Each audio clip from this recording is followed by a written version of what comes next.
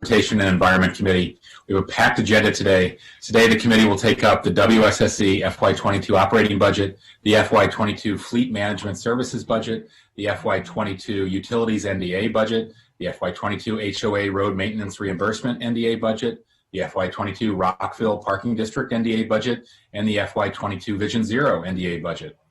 I want to thank Central staff for producing staff packets for each agenda item. I look forward to diving deeper into each budget request. I'll open it up now to see if Councilmember Reamer, Councilmember Glass have any opening remarks. Otherwise, we can get started with the first agenda item.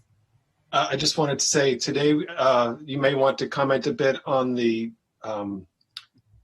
consent idea, because I believe we're going to go pretty quick through those consent items, or maybe you could share more. I admit I am just learning now about this committee consent notion.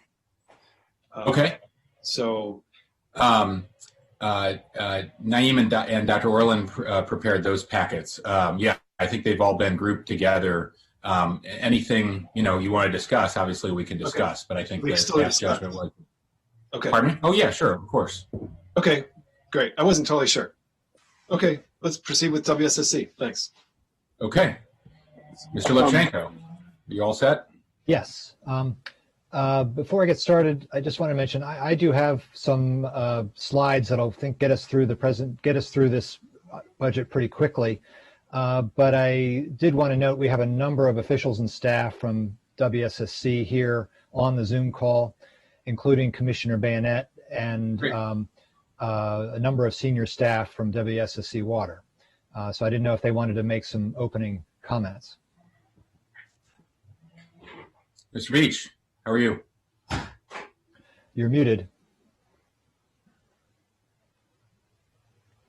Can you? Okay.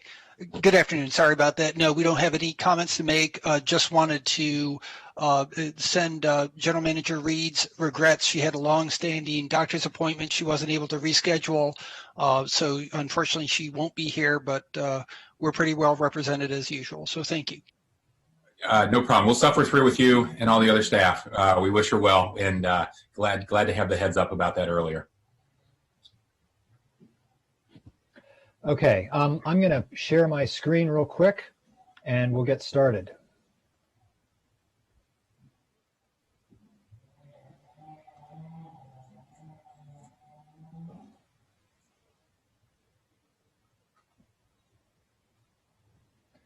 All right, can everybody see that? All right, so the first item on the agenda is the WSSC FY22 operating budget. I just wanted to note the few things I'm going to cover today, and then we can obviously open it up for questions at any time. And we'll go through these fairly quickly. So if I'm going too fast, stop me. And we've got myself, of course, and a number of WSSC folks here that can answer questions. The first thing I wanted to mention is something that we've heard frequently this year as we've talked about the budget, which is the racial equity and social justice considerations.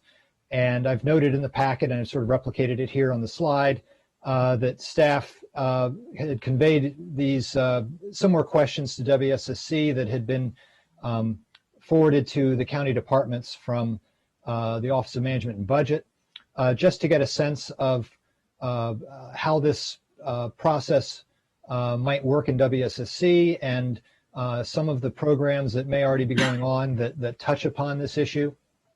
And I did hear back from WSSC on this. I've noted a few of the items here. They don't have a formal racial equity and social justice budgeting process per se. In fact, we're only just now really scratching the surface of our program here. But they do have a number of long-standing efforts that touch upon it.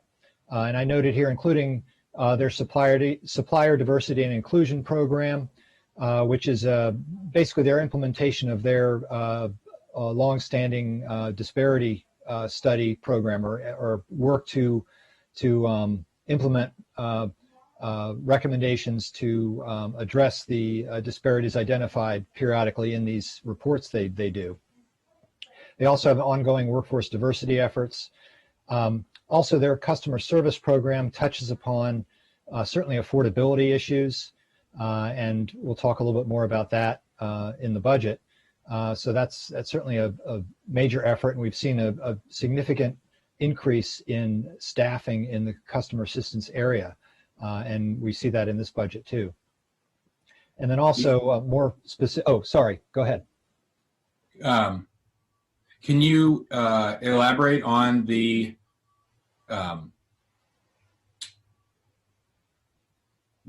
any concerns that were identified around supplier diversity and inclusion and workforce diversity? Well, I think, and Mr. Beach is here. He can speak to these more specifically. So I'll let Joe talk about each of these. Thank you. Would that be each of the ones on your third bullet? Okay. Supplier diversity inclusion. We have a pretty mature supplier diversity program. It's been in place for about 40 years now. And according to our most recent report, because we produce an annual report, we had about 28% of our contract payments went to MBE firms. Most of which, about 80%, are in the Maryland or in DC area as well. We're right now completing our most recent disparity study and hope to have that completed by the summer, and then begin implementation of the findings of that disparity study.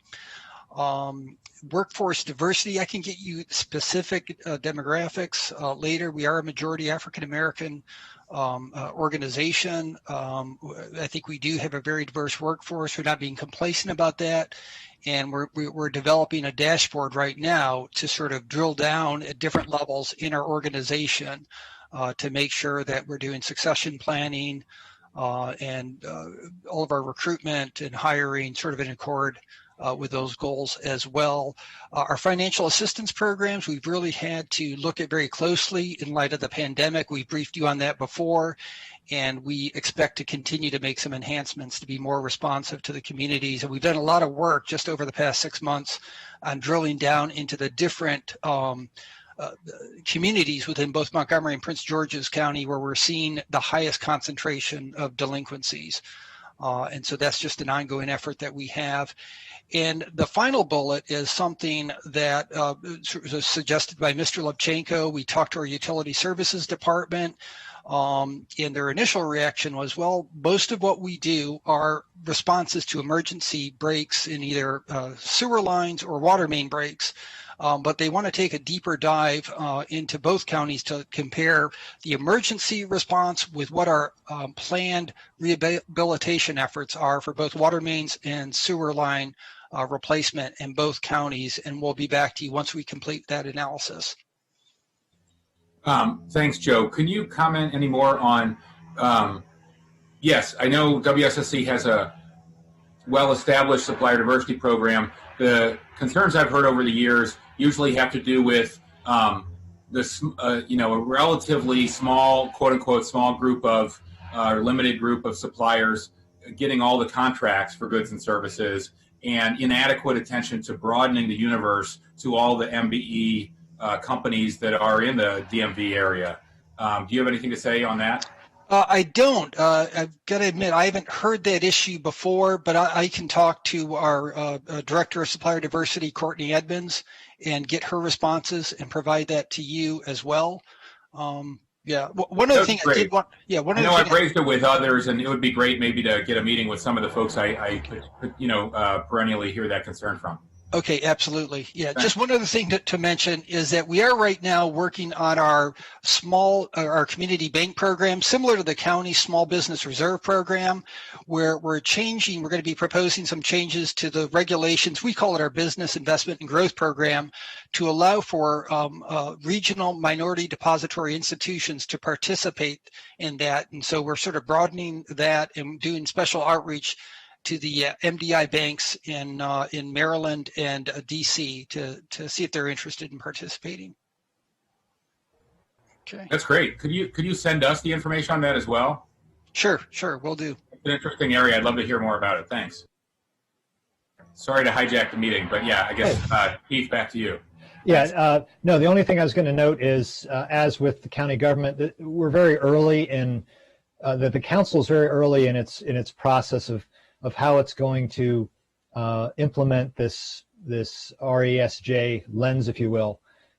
So more to come, but I thought it was helpful at least just to note where there are some existing programs in place that Mr. Beach mentioned, and also that we'll see there may be opportunities, as he mentioned, to study some of the data and see what comes out of that, and see where we are next year when we can have maybe a more formalized process in place by then. You did just hear a little bit about the customer assistance program. I just did want to mention the basic facts of it here and what it does. First, it's open to, it's a means-tested program in both counties. It's open to applicants who meet the Maryland Energy Assistance Program requirements. So WSSC doesn't have to do a direct means testing. It can piggyback on the MEEP means testing, which is very efficient. It provides a waiver of the fixed fees, the account maintenance fee, and the infrastructure investment fee, and also it connects to the state's waiver process for the bay restoration fee, which is a pass-through charge. And they have seen a steady growth in the number of customers taking advantage of this program. And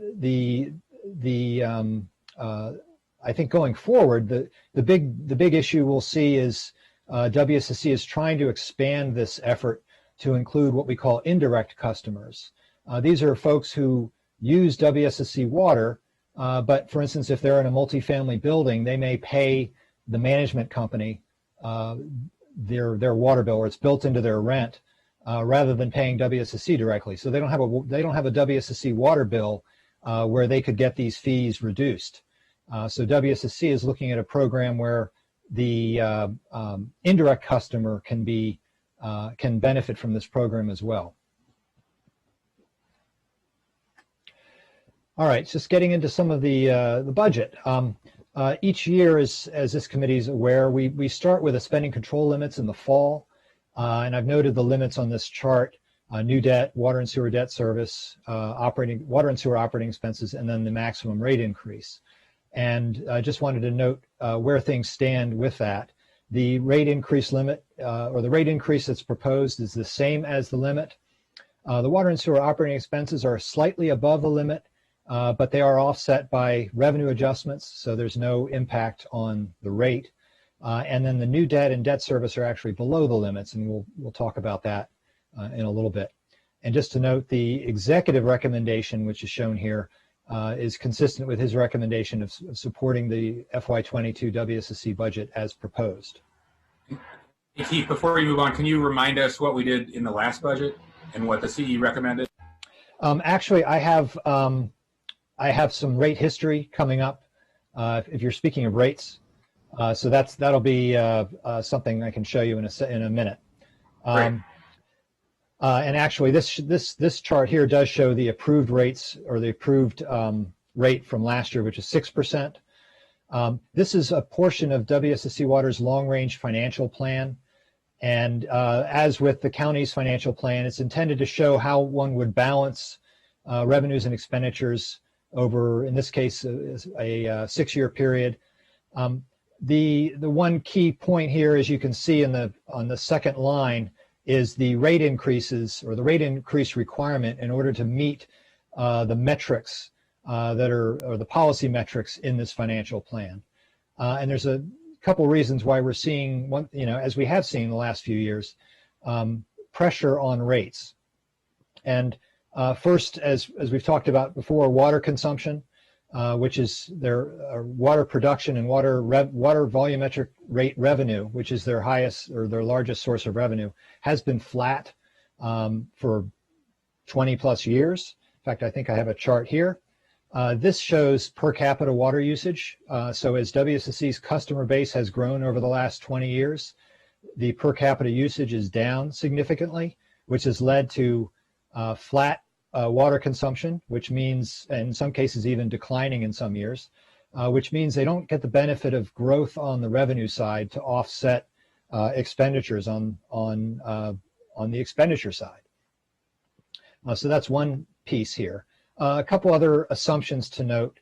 The fixed fees, which while they're a relatively small portion of the budget, do raise some significant revenue, are not assumed to increase in this model. So that doesn't provide any relief. Operating expenses are assumed to grow in this model about 2.5% to 3% per year. So not particularly large increases, especially given WSSC's history, and actually water and sewer utilities in general in this country have seen expenditures rise greater than inflation. And then because debt is such a significant portion of their budget, one of the major metrics is to try to keep debt below 40% of total expenses. And one strategy they do that is to increase PAYGO over time to reduce the burden, the debt service burden. So that also contributes to the rate increase requirement as well. So I mentioned earlier the rate increase history, and this is just a chart that maps rate increases going quite a ways back to FY99, as well as the approved budgets at the same time.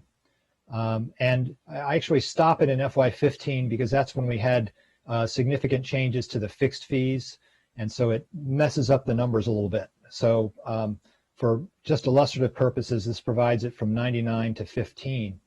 And I've got the cumulative increases here. And for rates, that's a compounded increase. So it's not just adding them up, it's compounding them. And you can see the rate increases over that time period from 99 to 15 were about 95%. During that same period, the budget only went up about 59%. So that immediately tells you that there are pressures on rates that are unrelated to expenditures. They are basically revenue issues. And I mentioned the flat water consumption and declining revenue from water consumption, and that's a big piece of that. And even if you take out the 5 years where they had no rate increase, and that was related to a restructuring effort they had, if you start in FY05, when they started to experience rate increases again, you still have you have about an 85% increase in rates, and you have a sorry, I can't see it on the chart here, about a 52% increase in the approved budget. So you still had a significant difference between the two, and that's sort of highlighted here. And I have this compared with the CPI over the same time period. So the 99 to 15, you can see the rate pressure fairly steady and substantial. Expenditures steady but much less, and CPI a little bit below that. And then for 05 to 15, you see the similar set of numbers for that display. So the main point I want to make here is, yes, there's been expenditure pressures over the years, and that's certainly a piece of the pressure we're seeing. But I think it's a lot of it has to do with the revenue side, and the WSSC is just not seeing the revenue growth. If the county had a similar issue with its property taxes and income taxes that WSSC has had with its water rate revenue, the county would be experiencing much more significant fiscal pressure than it has. And then some slides that WSSC has included in its proposed budget. This is just showing comparisons to other utilities on a couple of different metrics. This is a quarterly bill comparison at an average gallons per day usage, looking at utilities nationwide. You can see they're sort of in the low middle range here. Fairfax County is a little bit lower, and we've done some comparisons with Fairfax over the years that WSSC could, they're happy to bring up if necessary, but lower than a number of other utilities. And then as a percentage of median income, WSSC is even lower on that scale, partly because the DC area has a higher median income than some of these other areas. And so you can see how WSSC compares to a lot of those same utilities. And then the fixed charges, I was mentioned earlier, they're a relatively small part of the bill, and you can see here WSSCs are in the 11 and 12% range of the total bill versus other jurisdictions, which quite a range. Some have no fixed fees and others have very substantial fixed fees. DC Water, for instance, is about 26%. So that's more than twice as high in terms of fixed fees as a ratio of a bill compared to WSSC Water. Okay, so did that answer your questions, Mr. Hucker, about rates, or did you have other specific questions you wanted to bring up now? Yeah, I'm surprised by the answer on last year. I thought last year the committee and then the council scaled back the proposed rate increase, and then Prince George's agreed with us. That was my recollection. And I thought we recommended a lower amount than the executive did. I don't have that at the tip of my tongue. Joe, do you have a recollection? Your chart said we did 6% last year. I didn't remember 6. I believe we recommended 7%. If my memory serves me, the county executive agreed with that, but the councils, both Montgomery Prince George's councils, agreed to reduce that to 6%. You recommended 7 last year. What were you saying then, Keith, about the legal limit being 5.9 or something? Didn't you say something about that? And the recommendation this year is the same? Is that? This year, as part of the spending control limits process, both councils agreed to 5.9%. And that is what they came in at. So sometimes they come in lower, right. but they have not come in higher than the two counties when the counties have agreed. Sure. I can remember. Understandably. Okay. No. All right. Thanks. Yes, my question's answered. Right. Okay. Thank you. Can I just make a quick note that from a progressivity point, it's good that fixed fees are a smaller share of what customers pay. Yeah, you have a tension there, as you just sort of illuminated. The higher the fixed fees, the more the lower use customers pay in fixed fees. On the other hand, fixed fees provides a more consistent, steady revenue source for WSSC, and also are probably more reflective of WSSC's costs, which in the short run, many of their costs are fixed. So just the capacity to get water through the system, much of that is fixed in the short run. So that's the challenge that utilities face, is dealing with some of those issues you just mentioned, affordability and how you spread the costs between the low volume users and the higher volume users.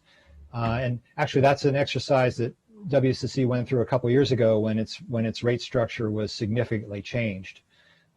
Whenever you have a sort of a closed system like that, you're going to have issues of who benefits from the change and who pays more under that change. And you have the same issue with fixed fees. To the degree you increase them, then rates can be lowered a little bit to be cost neutral, but that spreads the costs differently. So that's an issue we'll have to consider if WSSC looks at its fixed fees in the short run. Mr. Levchenko, real quick, I think there's a slide before or after this one that shows the household percentage that, yes, this is the slide. So according to this slide, Pittsburgh and Cleveland households pay approximately 4% of their median income, their household median income, to water, their water utility. Yeah, and remember, there's a numerator and a denominator. So the numerator would be the bill, the denominator would be their median income. And I would hazard a guess that Pittsburgh and Cleveland's median income is probably a bit lower than our region. But yes, if we looked at their bills as well, they're also pretty high on the Pittsburgh especially, and Cleveland are high on the quarterly bill side of things too. Sure, and even Baltimore's okay. I think that is illuminating. When we compare ourselves and how we're working. So okay, thank you. Good data point. And that's not. Oh. Go ahead. That's not to say that we don't have affordability issues, especially with low-income customers. and there's, we're a large region. The WSSC serves a lot of customers, so even relatively small percentages can be can be pretty big numbers.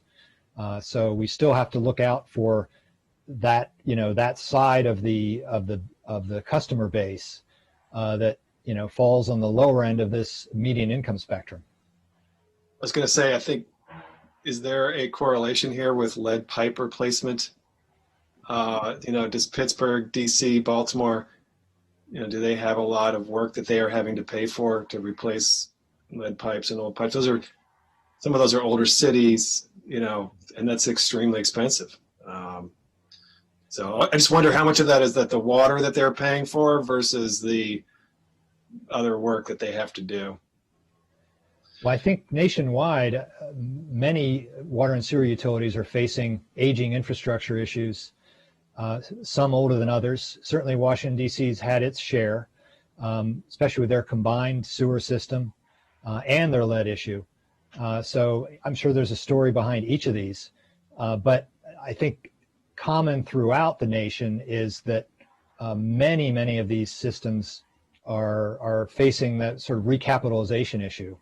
And as well as us, we've invested a lot of resources in the last decade within WSSC CIP for that kind of replacement program, small and large diameter pipes especially. So both on the water and the sewer side. And I imagine that most of these utilities are in the same boat. Perhaps some of these more extreme cases, they have more miles or older pipe than us, but our pipes are pretty old too. Keith, how's peer agency defined? I think I'll let WSSC tackle that. This is their slide. So in terms of how they pick these particular utilities, I'll let them talk about that. Yes, we look at sort of the size.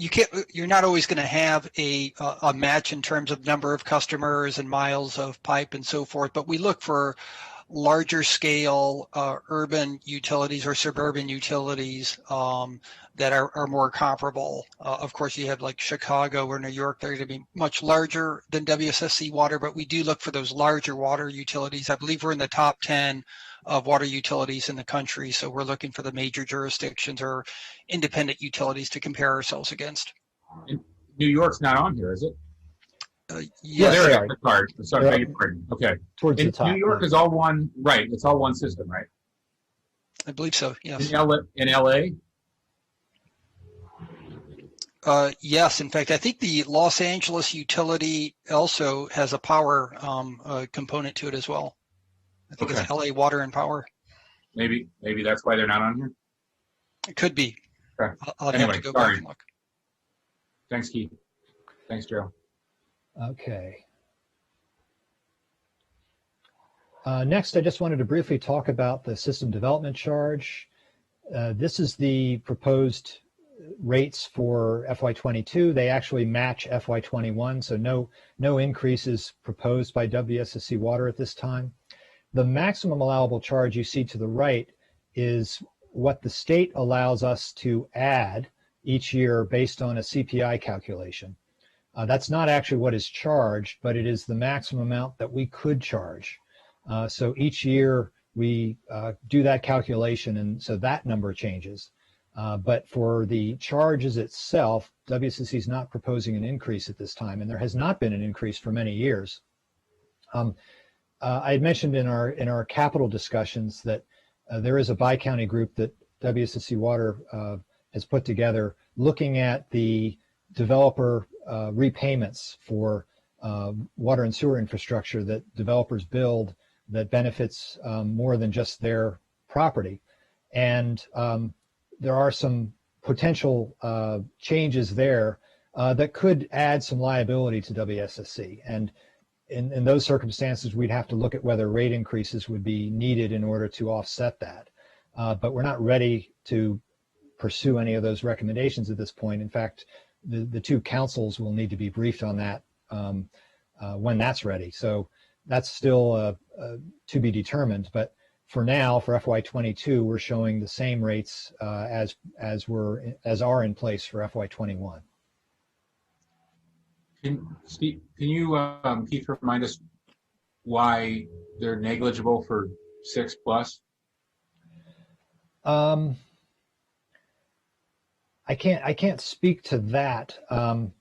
This structure has been in place for decades, so I'd have to go back to the state law and the county resolutions that implemented that to better understand that. I don't know if WSSC Water have some thoughts on how this structure is. But so if I have a mansion with 6 toilets or more, I pay 1/10 of what people in an apartment pay in my SDC?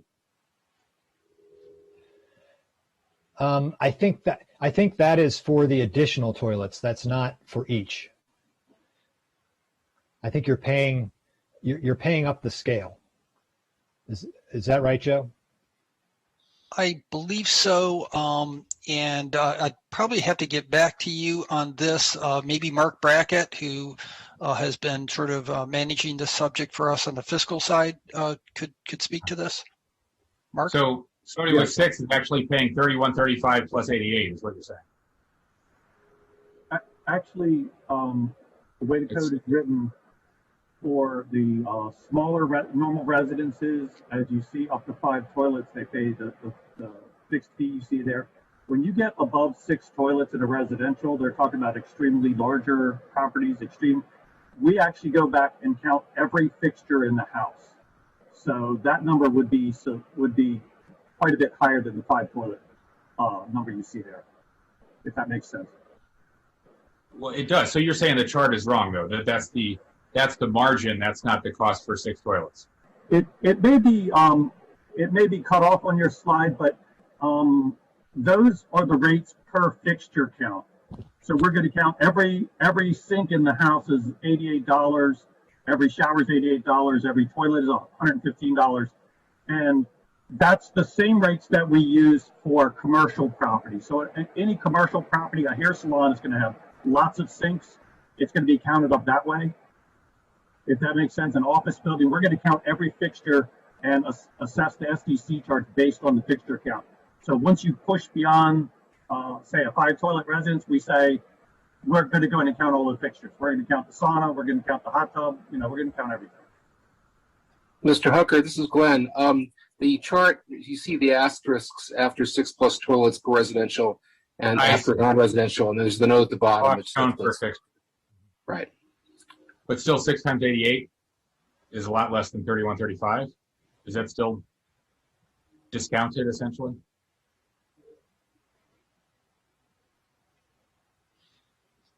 I'm not sure myself. We can get back to you on that about how the math actually works. Just let me know. I was about to put in 4 more toilets. Right, you get a break for putting in more toilets. Totally. But to your progressivity comment, Hans, if this is right, it looks like it's out of alignment with it. Yeah, I can't believe this would be right. There must be some confusion here. Why would we charge a house that has 6 toilets less than a house that has 4 toilets? Sure, but worth asking. Just to clarify a little more, a sink might be 1 fixture unit count. A shower might be a 2 fixture unit count. So there's values assigned to each fixture. So larger items would have a higher count factor to it. So this is equal to the commercial rate. This is what we charge commercial buildings. Okay, if you maybe you and Keith could get back to us with a memo on to clear this up. I'd love to understand it better, but this seems we can provide some off. examples. Okay. We'll do. Thanks. It smells a little funny. But there is a lot of state law that this is guided by. So some of it, we can't change easily, and some is that we have in our resolutions, especially with certain credits and waivers, we have a little bit more control over. Sure. Yeah. All right. I just wanted to get to the revenue side of things in the budget. And you saw a little bit of this in the long-range financial plan. This compares the approved 21 revenue side of things and the proposed 22. And I think the real sort of story here is that you see on the impact on the rate. This is what each piece does. And as the numbers go down with revenues, you have a positive impact on rates or an increase in rates needed. And then as revenues go up, you have a decrease in rates needed. And you have this sort of divided into two categories. You've got the revenue side of it, and then you've also got funds available, which takes into account transfers from other areas of the budget. And when you count both of those together, you have about a 5% rate increase impact from the revenue side. And this gets at what I was talking about earlier. And if you're thinking of a 5.9% rate increase, well, 5% of it is explained here. And there's a couple big elements in here. Some of them are one time.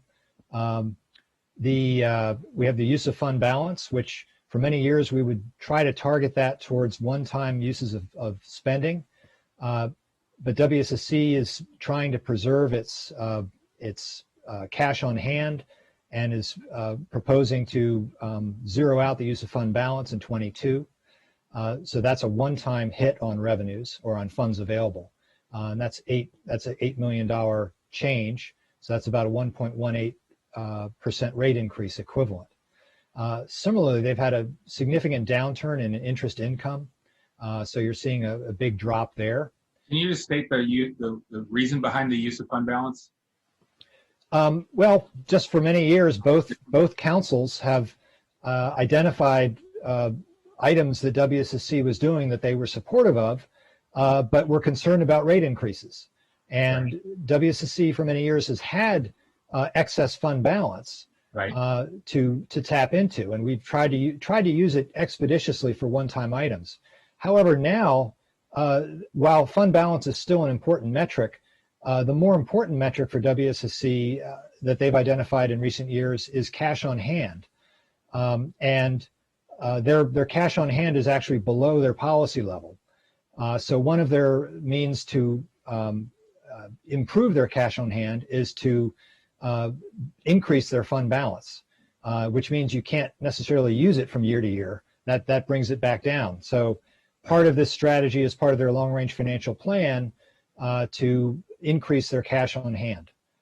So we're seeing one element of it here.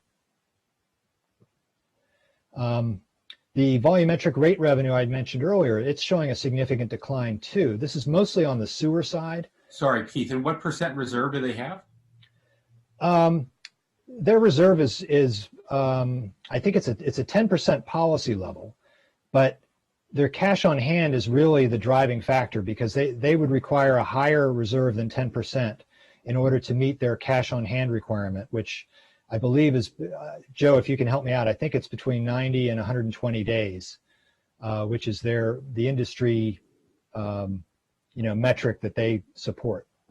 Our target is between 75 to 90 days of reserves on hand. That's a little bit more robust of a measure of cash on hand because it takes both your cash and cash equivalents, less sort of current liabilities like accounts payable. And typically our cash, depending on the time of the year, cash on hand is about 110 days. But of course, that doesn't take any sort of current liabilities into account. Both cash on hand and reserves are, as you would know, a major metric that the rating agencies look at when they're assessing our rating each year when we go to the market. And they have noted that actually our reserves are well below other AAA equivalent utilities. So that's something we've been sensitive to and have been, like the county government, have been trying to preserve and shore up our reserves. Especially what we've seen in the pandemic as well is when you have some of the revenue declines we've experienced with the increased delinquencies, is it really helps to have those reserves and have a robust reserve policy that makes sure that you have the resources to continue operations. Thanks. So the revenue picture for 22 is pretty tight, and that's a significant driver of their of their rate increase this year. Fortunately, like I mentioned, with the fund balance and with sort of writing down the interest income, those will not repeat themselves next year. The base will have been reset, so that will, the revenues won't look quite as significantly down next year as they do here. Now looking on the expense side, and this is big picture, total operating expenditures by category. You can see the overall trend, the $852 million proposed budget, which is about 2.4 million, or only about a 0.3% increase above the approved. And then you can see the major categories for that. You can see actually debt service is actually declining a bit from 21, and I've noted here the reasons for that. And these were mostly accounted for in the spending control limits process last fall. So we already saw these numbers. The one addition to that was the suspension of the AMI project, which added a little bit more to this. We talked about that a little bit at the council meeting the other day. The salary and wages, there's some, I've got some numbers shown here for those increases. Those are not primarily salary enhancements. It's mostly just other adjustments that the county is familiar with. Heat, light, and power is actually trending downward a little bit because of lower unit costs and lower consumption, so that's a good thing. The regional sewage disposal costs are established based on the DC water budget and our allocation costs on the operating side. And those do tend to sort of go up at an inflationary level from year to year. And then the big number, the all other costs, I have a more detailed breakdown of that. You are seeing some modest increase in that. Just getting back to salaries real quick. First, I did want to emphasize that personnel costs are a pretty small portion of the WSSC budget. I calculated it at about 23%. That compares to about a 52% number for county government, and Montgomery County Public Schools, as you can imagine, they're around the 90% range. So in the WSSC budget, it's significant in dollars, but it's a relatively small part of the pie. And then total operating expenses, as you saw in the previous chart, are about 133 million. Total salary and wages in operating, about 133 million dollars, and that's about a 4.2% increase. And some of it has to do with shifting allocations between the capital and the operating budget. There are vacancy lapse, and you hear about lapse a lot on the county government side. So as that adjusts, as lapse goes down, your salary costs go up. They've got a little uptick in overtime, mostly related to customer service, not surprising given the last year. And then, as I mentioned, salary enhancements, which are recently just ratified with their union. They have about a $1.1 million allocation in their budget for that. And just to note, that includes a $750 lump sum for employees, but no COLAs or merit pay. And typically what the council does with compensation is it looks at compensation across the agencies and identifies where there may be some gaps that are bigger than the council desires, or gaps between what one agency is getting versus another. And if those issues arise, we can come back and revisit the WSSC budget, although I think these numbers are pretty low this year. So I don't think we'd be looking at dropping this further. I think they're already on the low end of the compensation adjustments that we've seen, at least to date. And then I did also want to note there are a few new positions requested, 2 on the production side related to the new bioenergy facility that's under construction, and then 2 in the customer service area to address delinquencies that you heard earlier. They're also looking to unfreeze some existing positions they have to allocate towards customer service for the same reason. The all other costs I mentioned earlier are broken out here. This is, once again, you have the 2.1% increase, the 6.6 million, spread out over some pretty big categories. And you see some decreases and increases sort of spread out. I've noted the increases here, including some areas in IT, water tank rehabilitation, paving and stormwater management, pollution prevention efforts, and also the dredging of the Triadelphia Reservoir. So that's a periodic issue. Some organizational development costs related to their implementation of their IT project Cornerstone.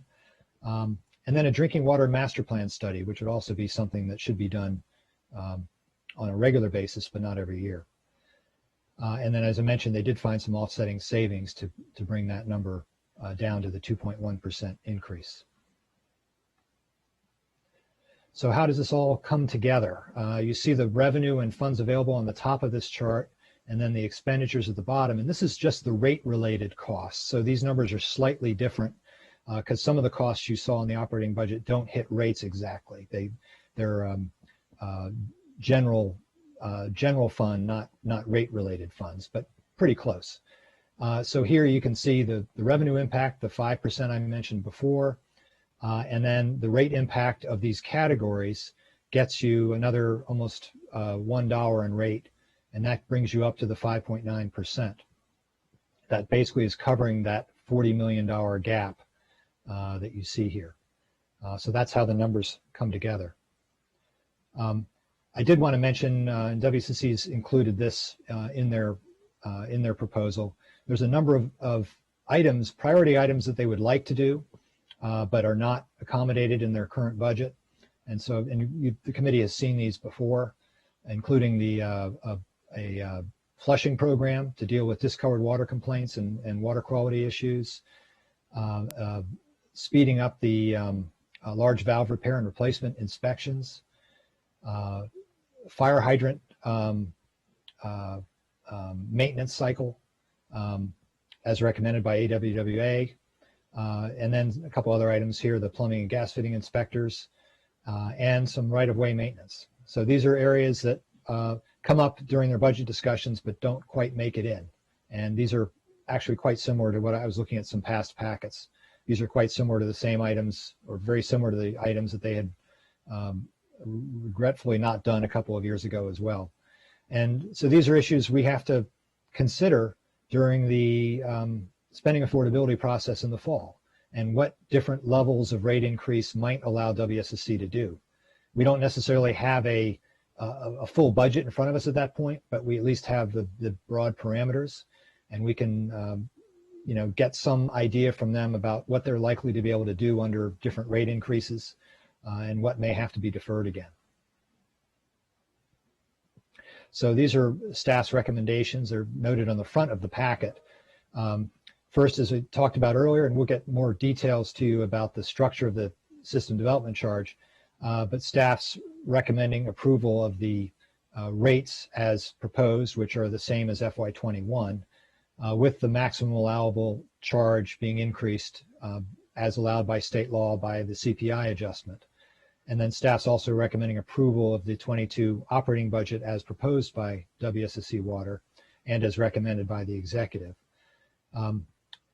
I think just to reiterate again, as we do each fall, we really need to focus on the projected rate pressures that we see in the financial plan, as well as the customer affordability side of things, especially with the delinquencies up substantially over this last year. They're up 135%.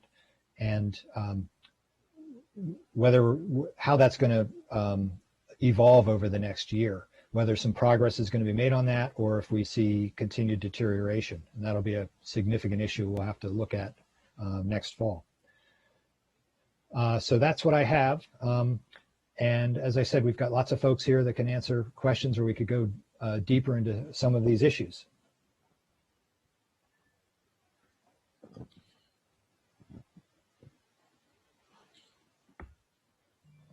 Okay, so let's see who's here. Well, anyway, I'm not sure who should answer this, but in terms of the delinquency rates, there's a lot, particularly on the east side of Montgomery County. Can Joe, you or Monica or someone talk about how many residents are taking advantage of the customer assistance program? How does that compare to the last few years? How does it compare to the last recession? like to ask Monica Johnson if she can respond to that. Yes. Can you guys hear me okay? I'm assuming you can hear me and see me. So we have about, and I'm going to ask John Curry to pop on because he can go into a little more detail. He's our assistant director for deputy director for customer service. But we have about 14,500 customers in our customer assistance program, and that's up from last year where we were at about 13,000. So we know the number's increasing, but it's not increasing as much as we thought it would given the pandemic. So we are continuing to do outreach to encourage individuals to participate in the program. So does that answer the first part of your question? Yeah, how does it compare to the last recession? We've definitely seen an increase. So customers are continuing to use the program more. But like I said, not as much as we would think as we want them to, if that makes sense, because we know there's a need and it's growing, but not as fast as you would think. And we have some gap customers that we're really trying to deal with, meaning they don't qualify for the customer assistance program, but they're in need. Right. Because they've lost a job, you know, so we're trying to work with those customers as well. Remind me what the qualifications are. Sure. So for the John, are you on the line? I believe for the customer assistance program, it's about 175% of the federal poverty level. Okay. Yes. Okay. How did people find out about it? Our customer assistance program, we do extensive outreach. We partner with community groups to get the word out. When individuals call in about a bill, our call center agents, you know, tell them about the program. And we also tell them about our water fund program as well. Is there information about it in the bills? Yes. In our pipeline, we publicize it in our pipeline, which is the quarterly newsletter that we put out. Have you, given the circumstances, have you considered just doing a standalone flyer in the bill? Because I think people would be a lot more likely to see that than open up the newsletter and read through the newsletter. Yes, we could consider doing that because we do extensive outreach. We advertise on local radio stations. Right.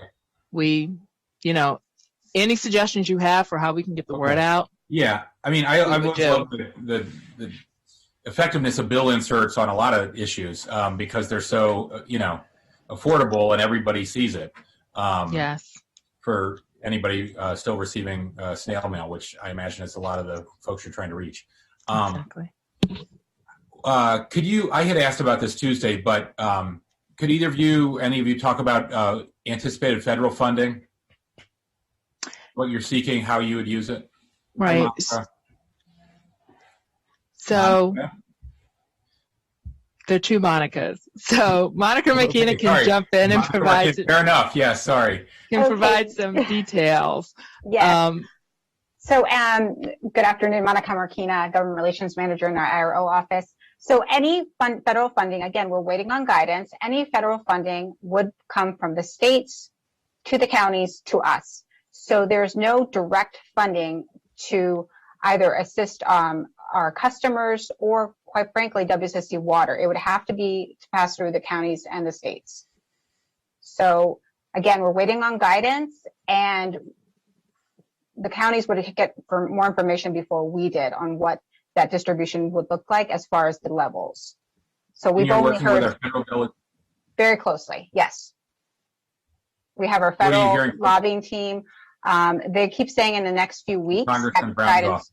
Okay. Yeah. So we're working very closely with them, and that's what we're hearing is that guidance should be coming, and it will come through HHS. But again, you guys are the pass through, the counties and the states. Yeah.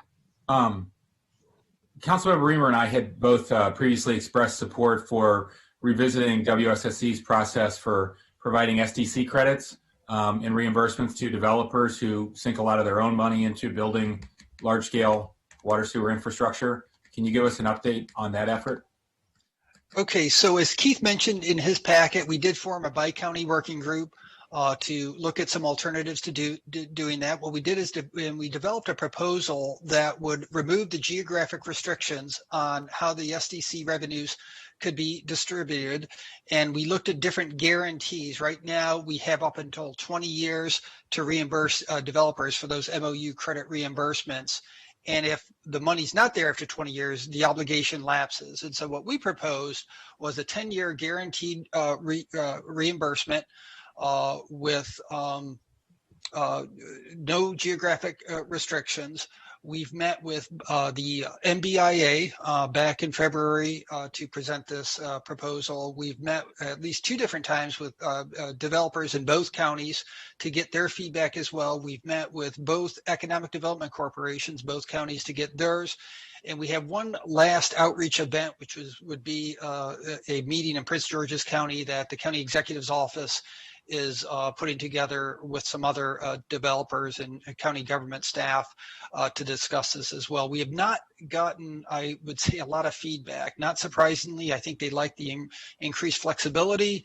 They're not as supportive, of course, with the rate increase, but we feel like they go together and that it would facilitate economic development. So the outreach is still going on, and we'd like to wrap it up as soon as possible and see if there is support for that, for those changes. And thanks. And Ms. Johnson, now that you're here, could you comment on my earlier question about how are your outreach efforts to expand your MBE pool and increase the universe of suppliers you're reaching out to, not just the percentage you're using? That's an area I've heard complaints about for years, so I'd love to hear good news. Sure. In terms of how we're expanding our supplier diversity program? Yeah. So our supplier diversity office is working with the community. It's reaching out to vendors to find out exactly what their needs are. And we're in the process of actually doing our updated disparity study. So we'll have additional information, once we do that. But the key is reaching out to the vendors at large to figure out exactly how can we meet you? How can we work with you? What do you need that you're currently not receiving from us? So that has been the focus that we've been, sort of the path we've been taking thus far. Courtney Edmonds, our director for supplier diversity and inclusion, is phenomenal. She's committed, to expanding the program into areas where we haven't necessarily been in the past. And you're saying you reach out to that makes sense, everything you're saying, but were you talking about you reach out to your current vendors, or you reach out to all the vendors in the world? So we start with the current vendors, right? Because they know us best, and build from there.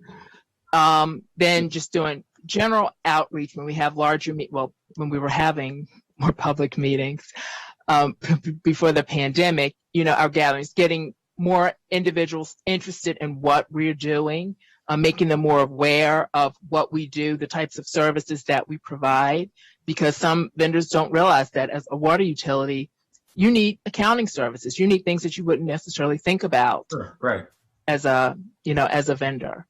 So it's both. And one thing I could add to that is recently what they've done is some sort of matchmaking sort of services. Like we had a large paving contract that we're working on, and we've had events where we've sort of had meetings with the primes with different eligible MBE firms that do that work as well, to try and get them familiar with those firms, be able to ask them questions, sort of build that dialogue as well. So we're going to try to use more of those sort of matchmaking services so that the larger prime vendors know about these MBE firms and more comfortable working with them as well. Right. What are the business associations or MBE associations that you work with?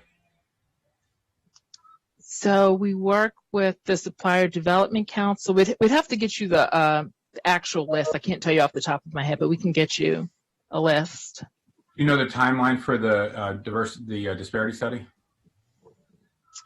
Joe, do you know the timeline for the diversity study? The disparity study? Yeah, I believe it's supposed to be completed later this summer or early fall. And then after that, we would, sort of do outreach related to that to different stakeholders like the commission and the council, and then begin to implement the recommendations from that. Right. So you'll give us a briefing on that when that's complete? Sure. I know you love to see us. Okay. Absolutely. Great. Colleagues, questions?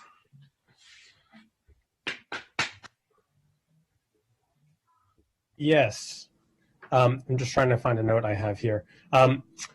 So I was just reading an article about sewer systems in the country and came across this just really, I think we'd all can agree, it is a fascinating statistic, and it is that a household can reduce residential water use by about 13,000 gallons a year, according to the EPA, with replacing their inefficient toilets with new low flush technologies. And so I think that brings, a data point to the whole conversation that we're having, right? The reason that WSSC over the last number of years has been saying that we need greater rate increases or more constant rate increases is because of the less water use per capita. So the question is, how are we mitigating that? If the technology is at such a point, how are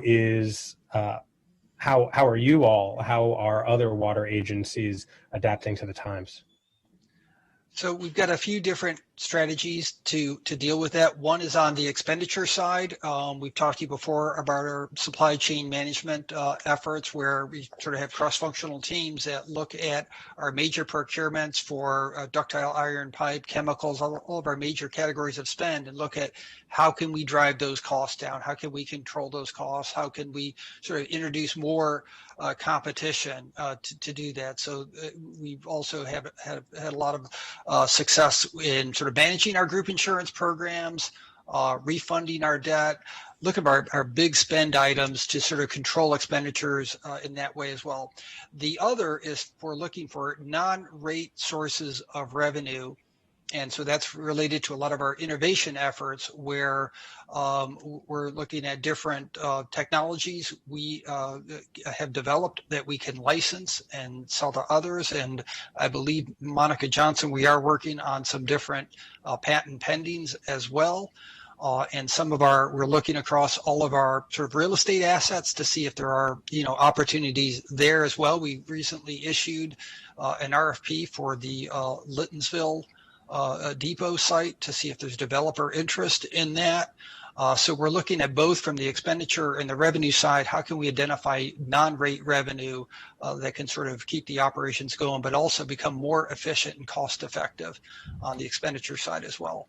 So that's really interesting. A few different points there. One, I'll start with the last point. So you are interested in selling your facility, your building, your plot in Littonsville? We would do an exchange. What we're looking for is an exchange of parcels for someone who would, a developer who would want to have a mixed use site along the purple line in exchange for an alternate property, still provide us access to our customers to preserve response times, but also have a modern updated depot. That depot in particular was built in, I believe it was updated in the 70s, but it goes back to the early 50s when it was established. So it's an older aging facility that's going to have to be renovated or replaced. And this would be a much more cost effective way to do it, similar to what the county government did, I believe, with the Bethesda Police District station, a similar exchange. Well, I will leave it to the Fed Committee Chair or the District 5 council member to engage further on that. But the other idea, so patents. You've piqued my interest. WSSC, share with us at least what you can about the entrepreneurship that you're talking about. Sure. So our team developed one patent that we're working on is our team developed a fire hydrant tool, and we may have briefed you guys on this a couple years ago, that allows you to quickly open and fix a fire hydrant. Right now, or prior to development of the tool, you have different fire hydrants, different tools. It's, you're lugging around a lot of items, and we know a number of water utilities in many cities have fire hydrants. So working with the team to get a patent on that so we can patent it, license it, and generate some revenue around that. We're also working on a patent in our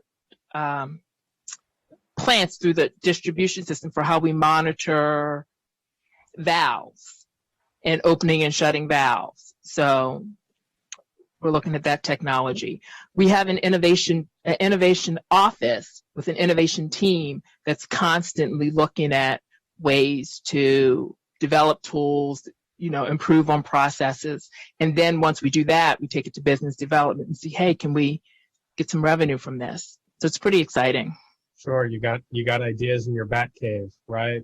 Bingo. Right. So, but both those points, the innovation lab and then the land swap. I mean, by all accounts, it's not the most sustainable model to talk about the changing technologies and the structural issues that we're talking about, right? Mm-hmm. And so, I'll just close on this, or just ask this last question. For the Utility Association of America, whatever it might be, are there other ideas that other jurisdictions are talking about, or things that they're implementing regarding the modernization of just the building industry, residences, right, and commercial? Right. So there are definitely conversations throughout the industry, right? Because it's a growing issue for all water utilities. Is there a solution? No, not really. Lots of conversations. And they also link with the conversations around affordability, actually, and how we charge for water, which is a larger conversation, and the concept of water as a right, people having a right to waters, but if you can't afford to pay for water, and some customers can, how do you model that? Okay. So it's part of a much larger, more complex conversation for how we charge for water. Understood. Yeah, definitely complex. We'll continue slogging through it. And again, thank you for this update. Our pleasure. Just wanted to flag the infrastructure plan, following on Council President's comments about the relief plan. The infrastructure plan has billions for lead pipe replacement, among other issues. I am sure you have your eye on that as well, but I want to encourage you to, keep your eye on it. Do we have lead pipes that could be replaced? Do we have lead pipes? We don't have lead pipes within our system. We went through, it's been a number of years, and did an assessment to make sure we don't have lead pipes within our distribution system. What is of concern, though, we don't necessarily control it, but sometimes, at the property level, from homeowners. Yeah, the service line. Yeah, the service line. So, and that's a more complicated issue. So within, what we control, not an issue per se at the utility level. But it could still be an issue to our customers to the extent that there's lead out there. And the service line, do you replace service lines, or does the property owner replace? Property owner. I know Tom's nodding, that's the school issue, is the service lines at schools have had lead pipes. But they would also be eligible, if I understood it correctly, they might also be eligible from this infrastructure fund. It wasn't limited to just utility network. Okay. So I suppose we should flag that for MCPS, which I think has somewhat said that it's too expensive for them to replace those, at least all of them. Right. Now, this might be a good opportunity for them. Monica, can you also just remind me, or Jay, what you do to help ratepayers know whether they have a lead service line? Not only like longtime homeowners, but if I buy a new house, how do I find out? Whoever's appraising my house isn't digging in the ground to figure that out. They're not testing my water. Right. We always offer tests for anybody who wants to have a lead test done on their property. And we also do regular routine tests of areas or houses we know they could be higher. And but customers can always request a lead test. How do they do that? just contact us through our lab, set up a sample, come out and take a sample. That's a little bit different one to take because water has to set for 6 hours. So it's called a first draw sample. Typically the customer, we leave them with the instructions and the bottles to take it. And that's the first thing when you open the faucet in the morning before you flush toilets or do anything else. Yeah. You open up the faucet and then we come by and pick it up and do our analysis. And go ahead. Is there any guidance as to who should do that? Typically the older homes is what you would see. Back in 85, 86, I guess they stopped the lead solder. But our numbers look really good. So we try to work with folks anytime, we have any problems or if they have any concerns, we work with them. And like I say, we're always willing to come out and take lead samples. Is there a website they're supposed to go to or a number they call to get their free test? They can go right through our laboratory. What number is that? I'd have to look it up. It's on our website. I can tell you that. We have a water quality unit and a laboratory, either one. And the test, is it a little multi-sample test where you get the first draw in the morning and then let it run for a set amount of time and then get another draw? It's typically that first sample that is after it's set for 6 hours, and then it's taken to the lab and they do analysis, and that's going to be your highest time is after it sets. So we tell folks that if you let the water run for a few seconds or like 30 seconds, typically the amount of lead in there even goes down even further. I'm on your website right now, and I see that you charge people $29.48 for shipment. I wonder if you couldn't waive that charge, given that it's a safety issue. There you go. We can follow up. And we do have a lead checklist.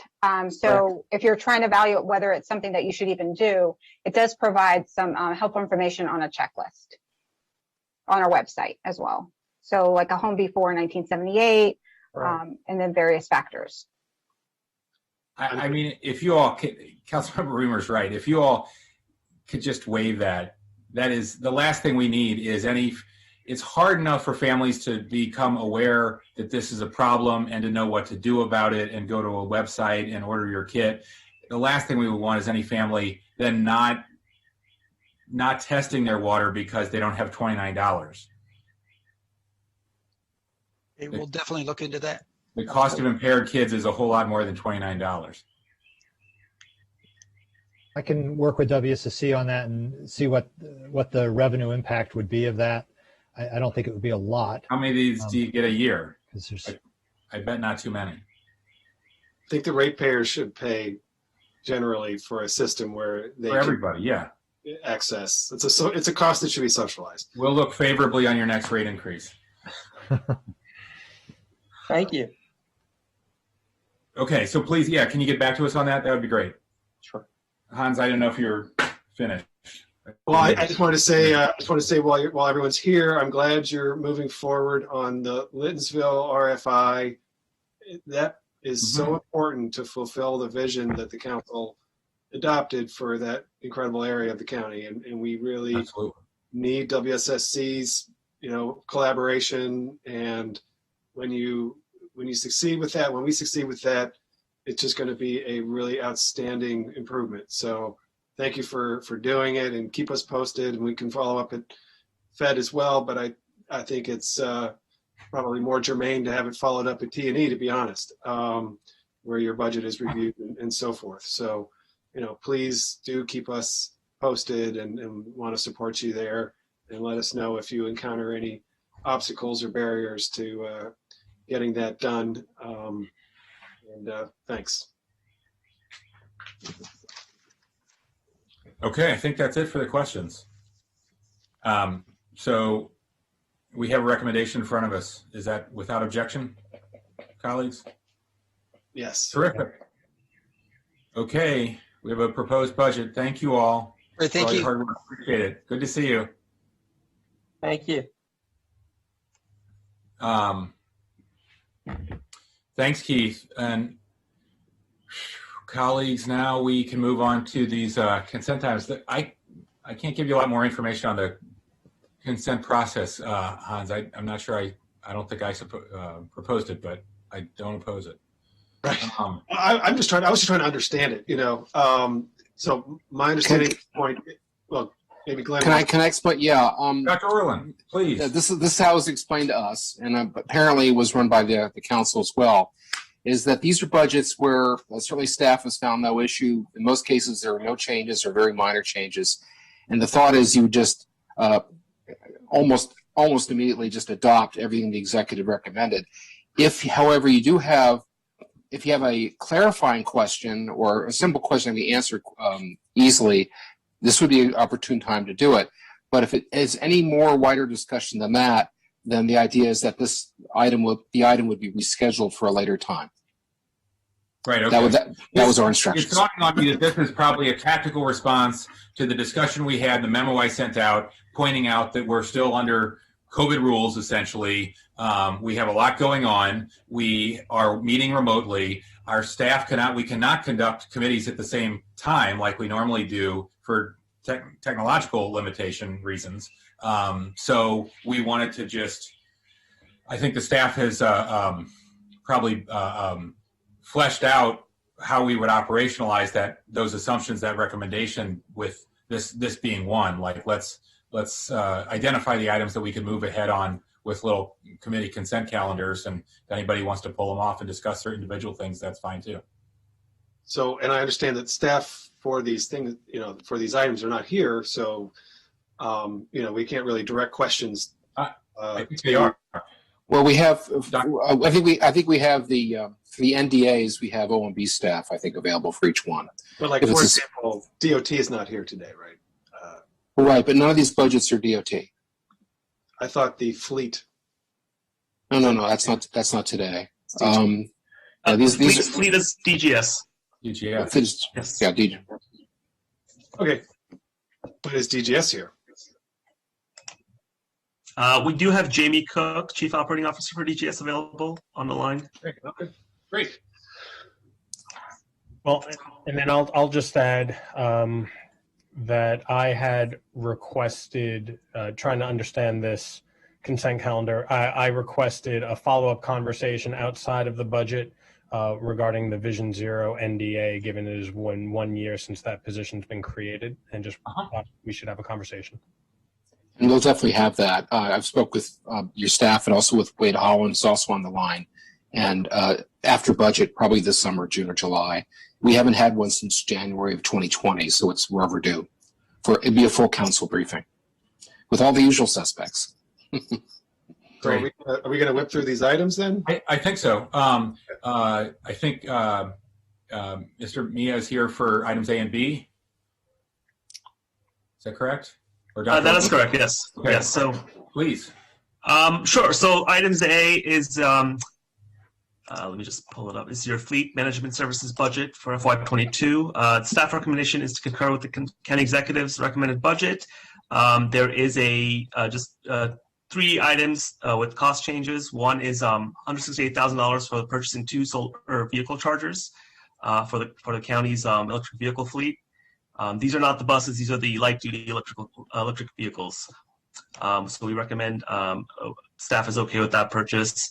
And then there is some cost savings resulting from lapsing of positions and delaying operating expenses associated with the Route 29 Flash Transit Service, as well as other transit services in FY22. So that reflects a 6-month delay in restoring or implementing services. And so you have 4 positions, technicians being lapsed and operating expense purchases being delayed. Beyond that, there are some cost increases associated with the compensation agreements, as well as $4.6 million reduction for one-time purchases that were made in FY21, this year's budget. That's again being taken out of the budget as they were one time. Beyond that, I will note Mr. David Dice is here, as well as Mr. Cook, to answer any questions beyond that. I wanted to ask. Mr. Dice, Mr. Cook, welcome. Mr. Reamer. Thank you. I want to thank DGS for their expert work on the school bus RFP. I think that's exciting, and so I salute you there. Why? And I understand you're doing something similar with the ride-on fleet. I'd love to hear more about that. I'm interested to know about the county fleet generally. why do we continue to purchase any combustion vehicles?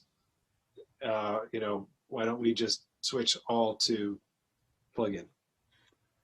Sure. David Dice, Director of General Services. We are, in fact, not purchasing internal combustion vehicles in the administrative fleet. We haven't purchased new vehicles in the administrative fleet for a while. We are, in fact, testing the new Ford Mach-E electric vehicle for police use, as well as electric SUVs where those may be required. And apart from an outstanding order that we had for diesel buses, just to keep the replenishment going, we are no longer purchasing diesel fuel vehicles, buses for the transit fleet. We, in fact, put out an RFI to explore creative ways in which we could procure and increase the replacement rate of transit buses through either lease or private partnership strategies, as opposed to full-on cash outlay, which would, just because of economic realities, push the replacement out over a period of years. We'd like to accelerate that to the greatest possible extent. We also have an RFP on the street now to install additional charging stations for public use at county facilities throughout the county, without a capital outlay by the county through use of a public-private partnership. So we're exploring electrification of not only our fleet, but providing the opportunities to incentivize that on the public sector or the private sector ongoing, and hopefully later this summer have some very promising results to report. Well, thank you. Following your expertise, I purchased a Ford C-Max Energy, knowing that you guys are the smartest out there, and if you think that's good for our fleet, then I don't have to agonize over what car to get. I bought one a couple of years ago, but I noticed a hybrid, and right. You can get 450 miles on a tank of gas or 15, 20 miles on a charge. Based on my anecdotal observation of the COB garage, only a fraction of those vehicles are getting charged regularly. The remainders could be operating on gas. I'm guessing. Well, frankly, about that. A lot of the county fleet has not moved a lot in the last year. Oh, okay, the last year, sure. And we are, in fact, in a process of right sizing, which is to say downsizing the fleet and look at alternative means. The use of Zoom and Teams and other meetings has proven that a lot of the running around that was done. And frankly, we have vehicles in the administrative fleet that even pre-COVID were only getting 1,500 miles a year at most. That's absurd for the county to spend money to purchase and maintain a vehicle that barely leaves a parking spot. So we're reporting back to departments and getting them to face the reality of the fact that they could use other strategies, whether it's Uber, Lyft, or virtual meetings that don't require the use of the vehicles that they've had up to date. So we're going to be downsizing the fleet over the course of the next couple years. Executive supports this, and as you know, the executive and the council supports an aggressive approach to reducing the use of fossil fuels, and we support that. Great. I'll just say, I think that we don't have enough chargers because, again, I'm speaking anecdotally here, my personal experience at COB over the last 3-4 years, but there are only a few chargers there per floor maybe. And so I don't know what share of that fleet is getting charged. I'd just be curious to know about our gasoline consumption, if we could maybe get a little more information about that. Yeah, we have we produce reports on a regular basis. I get briefings from my staff on a quarterly performance review that we do internal to DGS that shows those consumption charts, and we can certainly provide those.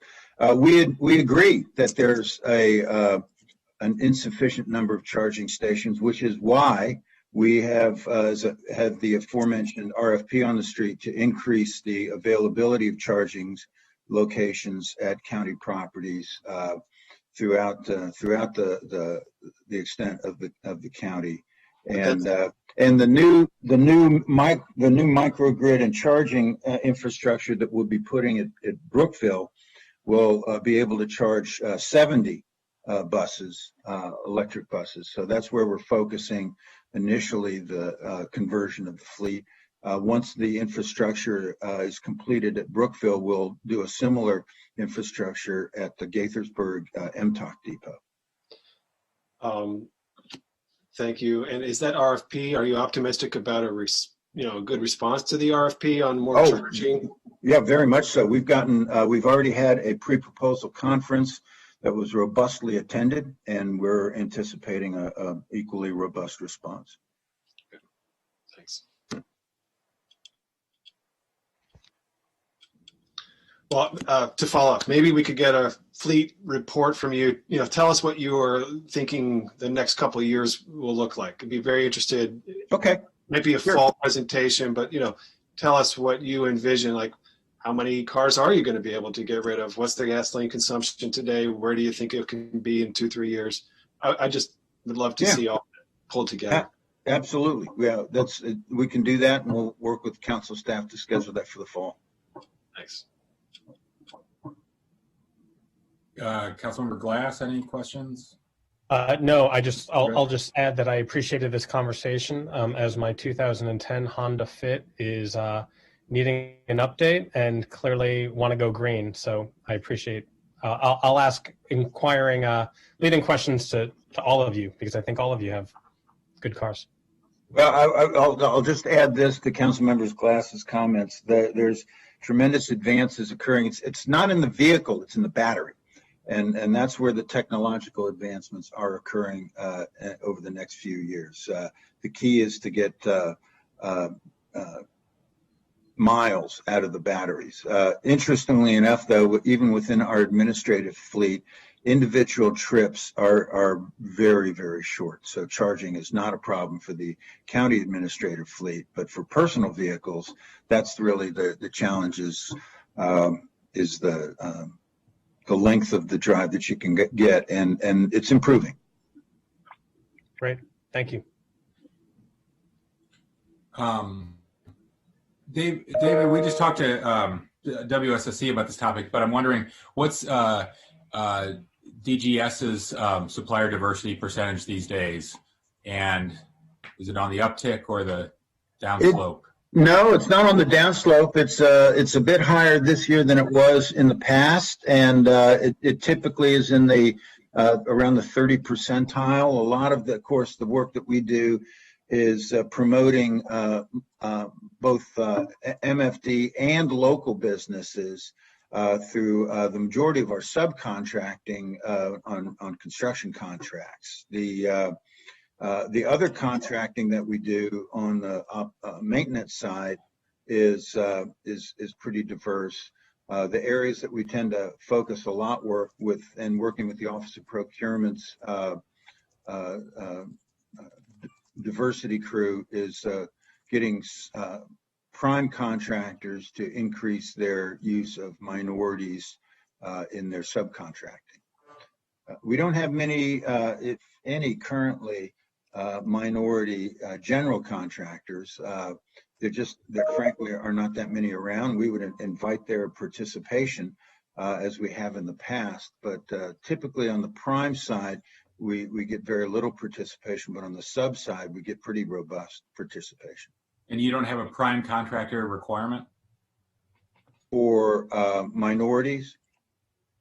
Well, it depends on who competes. There just isn't a lot of, and we routinely work with the Office of Procurement, Ash and Grace Deno and their team to advertise at business fairs to invite and to learn of prime contractors that will compete for county business. There are some out there. But frankly, it's a special effort on the part of any contractor, minority or majority, to intend to get involved in public entity contracting, whether it's local, state, or federal. It's a particular investment on their part because it's different than private sector contracting, and so we don't get a lot of direct prime minority participation, but we do on the sub side. And we get reports from the Office of Procurement that we could certainly forward on to you for your review. Would you please? And if we have contractor associations or others that want to meet with you, we'll set with open arms. Please send them to me. Absolutely, absolutely.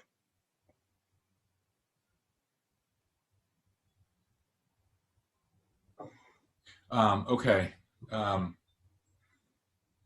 Colleagues, anything else on these two?